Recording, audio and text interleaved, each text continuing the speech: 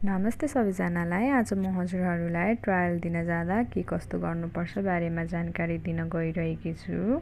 हजुरहरू trial दिन जाँदै हुनुहुन्छ भने हजुरहरूले फर्स्टमा आफ्नो हेलमेट लगाउनु पर्ने हुन्छ र लुकिङ ग्लास चेक गर्नुपर्ने हुन्छ।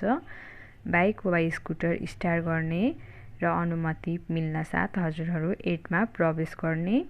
8 चाहिँ हजुरहरूले 1.5 राउन्ड कम्प्लिट गर्नुपर्ने हुन्छ।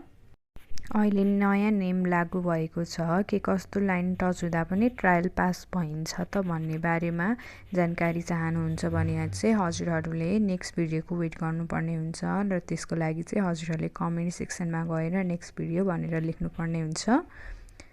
यदि हजुरहरूलाई यस्तै ट्रायल सम्बन्धी जानकारी चाहिएमा मेरो च्यानललाई सब्स्क्राइब गर्नुहोला र भिडियो मन परेमा लाइक कमेन्ट गरिदिनु होला।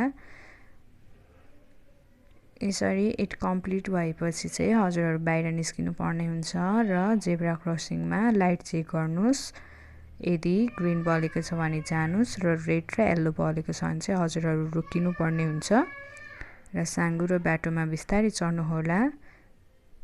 साँघुरो बाटोबाट झर्नु अघि हजुरहरूले आफ्नो साइड लाइट बाल्नुपर्ने हुन्छ र बिस्तारै युटर्न गर्नुहोला।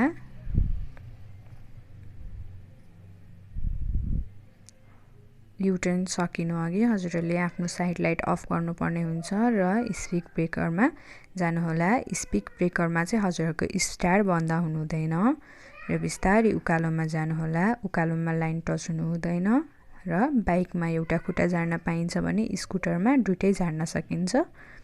यसै गरी हजुरहरू ओह्रालोमा पनि बिस्तारै जान सक्नुहुन्छ र ओह्रालोमा गएर नि एउटा खुट्टा तल झार्नुपर्ने हुन्छ र लाइन टच हुनु हुँदैन। त्यहाँबाट जाने अनुमति पाउनु भएपछि हजुरहरू जान सक्नुहुन्छ र यसै गरी हजुरहरूको ट्रायल सकिन्छ। धन्यवाद।